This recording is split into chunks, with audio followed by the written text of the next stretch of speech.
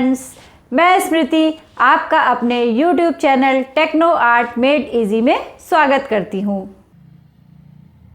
Friends, आज का मेरा टॉपिक है रोमांसवादी कलाकार थियोडोर जेरिकार्ड। थियोडोर जेरिकार्ड का नाम रोमांसवादी कलाकारों में मुख्य रूप से ही लिया जाता है।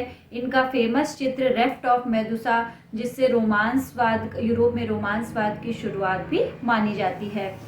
इनका जन्म 26 सितंबर 1791 में फ्रांस में हुआ था और इनके फादर एक फेमस लॉयर थे। इनकी प्रारंभिक शिक्षा पेरिस में ही एकोल द ब्यूक्स, जो फेमस स्कूल था, वहाँ का इंस्टीट्यूट था, वहाँ से ही हुई थी। और इनके ये मुख्य रूप से माइकल एंजेलो से तथा इनकी बारोक शैली के चित्रों से ये बहुत ज़्यादा प्रभावित हुए थे।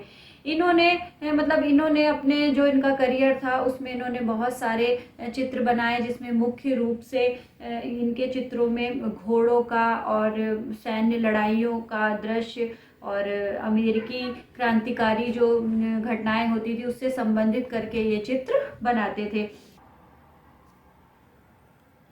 इनके चित्रों में रोमांसवादी चित्रों में मुख्य रूप से गतिशील चित्र थे और इन्होंने अधिकांशतः चित्रों में आकारों को यथार्थवाद के साथ जोड़ के, उसको प्रकृति के साथ जोड़ के भी बनाया था।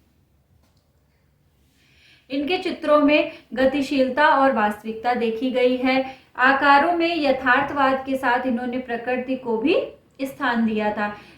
इन्होंने जैसे पहले जो नवशास्त्रीयतावाद शैली में काम होता था उससे हट के इन्होंने सामने मॉडल बैठा के भी रेखांकन किया है, जिसमें इनके ऊपर मुख्य रूप से रूबेंस का प्रभाव दिखाई देता है। गहरे जो पृष्ठभूमि होती थी, गहरे रंगों की जो पृष्ठभूमि होती थी, उसके साथ इन्होंने हल्के रंगों मीन्स लाइट और डार्क के कलर का बहुत अच्छा कॉम्बिनेशन करके भी इन्होंने चित्र बनाए थे। और इनकी एक मुख्य विशेषता ये भी थी कि इन्हें बचपन से ही घोड़ों का चित्रांकन करना बहुत पसंद था, तो इन्होंने बहुत सारे घोड़ों के भी चित्र और मूर्ति बनाई है। इनके फेमस चित्रों में सबसे पहले है रेफ्ट ऑफ मेदुसा। रेफ्ट ऑफ मेदुसा एक फ्रांस का ही चित्र है, यहाँ के एक रियल इंसिडेंस पे आधारित था। और कहते हैं कि जब ये जो जहाज डूबा था, इसके पीछे वहाँ के जो वो बड़े अधिकारी थे, उन्हीं लोगों का हाथ था और वहाँ करप्शन की वजह से इस तरीके की एक घटना हो गई थी और बहुत दर्दनाक थी। इसमें बहुत सारे लोग मारे गए थे और जो जेरिकार्ड थे इन्होंने इसका बहुत ही रियल इंसिडेंस का बहुत अच्छे से अंकन किया था। इस चित्र को बनाने के लिए कहते हैं कि उन्होंने अपने घरों में, अपने स्टूडियो में लाशों को जो थे उनको रखा था और वो मर्चरी हाउस में भी जाते थे स्टडी करने के लिए। एसाइलम वगैरह में जाके भी वो वहाँ के लोगों की दशा देखते थे और उसके बाद उन्होंने इस चित्र को बनाया था। ये एक रियल इंसिडेंस पे आधारित था। वहाँ इस चित्र का बहुत ज़्यादा विरोध हुआ पेरिस में। पहले इस चित्र को बिल्कुल स्वीकार नहीं किया गया, लेकिन इस चित्र में इतने अच्छी तरीके से इसको बनाया गया था, रियल इंसिडेंस पे भी था, तो लोगों ने इस चित्र की बहुत प्रशंसा की और बाद में ये चित्र लंदन और डबलिन में प्रदर्शित भी किया गया। ये चित्र है, यही चित्र रोमांटिक पहला चित्र माना जाता है रोमांसवादी शैली का। इसमें कुछ व्यक्तियों को मृत दिखाया गया है और कुछ के रियल दिखाने के लिए कुछ के हाथ पैर कटे हुए उनको दिखा दिया गया है अलग अलग। और जो बैकग्राउंड में उन्होंने बहुत ज़्यादा प्रकृति को बहुत ज़्यादा तीव्र और उत्तेजित दिखाया है, भयंकर समुद्र दिखाया है। ये सारी चीज़ों से उन्होंने जो रियल इंसिडेंस था उसको बहुत कुछ यथार्थवादी फीलिंग दिखाने के हिसाब से बनाया था। और इस चित्र की एक मुख्य विशेषता ये थी कि ये एक नाटकीय शैली थी, इसको रियल इंसिडेंस था लेकिन इसमें उन्होंने अपनी शैली को एक नाटकीयता रूप देते हुए चित्रित किया था। तो ये चित्र बहुत फेमस है, ये आप ध्यान से देखिएगा, रेफ्ट ऑफ मेदुसा, और इसको हिंदी में बोलते हैं मेदुसा का बेड़ा।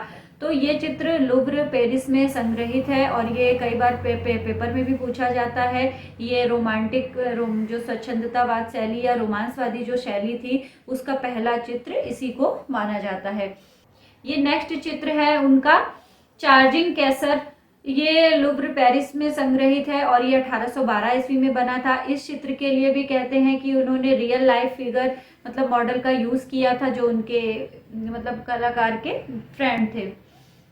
नेक्स्ट है कैटल मार्केट। कैटल मार्केट भी एक स्मॉल वर्क था, उनका स्मॉल वर्क था और इसमें इन्होंने कैटल मार्केट का सीन दिखाया है, जिसमें बुल के साथ कुछ लोग फाइट करते हुए भी दिखाए गए हैं। इसमें जो पीछे के बैकग्राउंड में जो क्लाउड वगैरह दिखाया गया है वो बहुत ज़्यादा शांत दिखाया गया है, लैंडस्केप की तरह इसको यूज़ किया गया है। पहले भी एक बार मैंने बताया था कि जो रोमांटिज्म में जो भी पिक्चर बने हैं उसमें फिगर के साथ साथ नेचर को भी बहुत मतलब स्थान प्राप्त हुआ है, नेचर का भी अच्छे से यूज़ हुआ है बैकग्राउंड में। नेक्स्ट ये देखिए इवनिंग, ये बहुत फेमस पेंटिंग है क्योंकि अब नियो क्लासिज्म से रोमांटिज्म में बहुत अंतर आ गया था। अब आकारों के साथ साथ प्रकृति को बहुत महत्व प्रदान किया गया था। कहीं कहीं पे प्रकृति मतलब जो लैंडस्केप पेंटिंग बनी है उसमें जो ये फिगर दिखाया गया है उसको कम महत्व देके नेचर को ही ज़्यादा महत्व दिया गया है। तो ये भी उनका एक फेमस पेंटिंग है, ये उनकी एक सीरीज थी उसमें से ही एक पेंटिंग है। और इस पेंटिंग में क्लॉड लॉरेन एंड निकोलस पुशिन का प्रभाव देखा जाता है कि एक इमोशनल और ड्रामेटिक मूड दोनों का बहुत अच्छा कॉम्बिनेशन देखा गया है। नेक्स्ट है ये एक राइडरलेस रेसर्स एट रोम। मैंने बताया था कि उन्होंने घोड़े के बहुत सारे चित्र बनाए हैं, अलग अलग मोशन से भी उसके चित्र बनाए हैं। ये चित्र 1817 ईस्वी में बनाया था और ये इस समय Walter art museum United state में है। कुछ उनके फेमस चित्र हैं, उनके जो संग्रहालय हैं जो कहाँ पे वो सुरक्षित है ये आप देख लीजिएगा, क्योंकि कई बार क्वेश्चंस में ये इस टाइप के क्वेश्चंस आते हैं। घोड़े को उन्होंने मतलब बहुत सजीव अंकन किया है, गतिशील और प्रभावपूर्ण चित्रण किया है। इनको स्टार्टिंग से ही घोड़ों का अंकन करना बहुत पसंद था। जब उन्होंने रेफ्ट ऑफ मेदुसा बनाया उसके बाद उस पेंटिंग की बहुत ज़्यादा अवहेलना हुई थी, लोगों ने उसको एक्सेप्ट नहीं किया और तो वो उस चीज़ से बहुत दुखी हो गए और वो वहाँ चले गए, इंग्लैंड चले गए। इंग्लैंड जाने के बाद उन्होंने मतलब जो 2-4-5 वर्ष वहाँ रहे, वहाँ उन्होंने बहुत सारे जानवरों के और घोड़े वगैरह के बहुत से चित्र भी बनाए थे। उसी समय का ये चित्र है, ये जो उन्होंने बनाया था।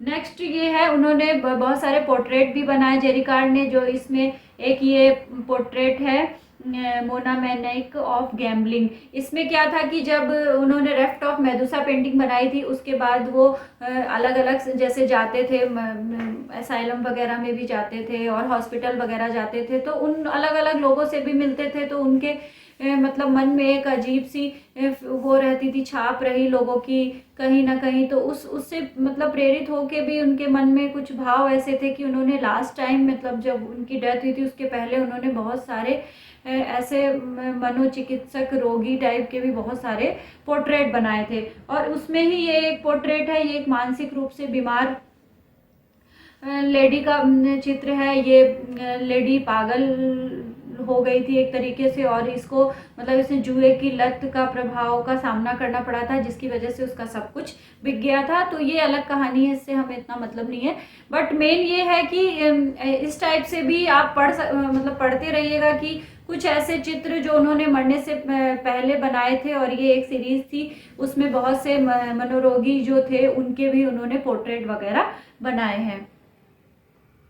नेक्स्ट ये है 1819 और 20 में बना है पोर्ट्रेट ऑफ मुस्तफ़ा।